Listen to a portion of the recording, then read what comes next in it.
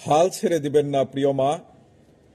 আপনার শিশু প্রতিদিন প্রতি রাতে মাঝরাতে বিরক্তিকর চিৎকার করে কান্না করে, কিন্তু তার চোখে কোনো জল নেই।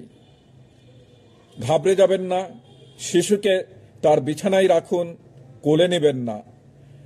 আপনি আপনার সহ্য ক্ষমতা ধরা যাক 5 মিনিট, শিশুকে 5 মিনিট কাঁদতে দিন। এর সাথে আরো 2 মিনিট যোগ করুন।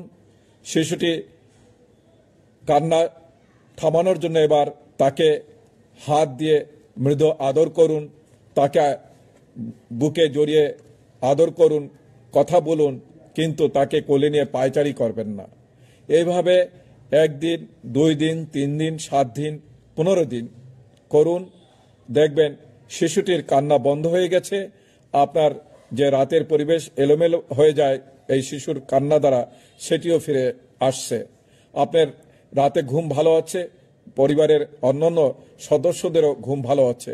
তাই শিশু যদি মাঝরাতে জেগে যায় এবং বিকট কান্নাকাটি করে, যে কান্নায় কোনো জল নেই, সেক্ষেত্রে যেন আপনি শিশুর প্রতি কিছুটা কঠোর থাকেন, যেন সে কান্না করে নিজে নিজেই ঘুমিয়ে যায়।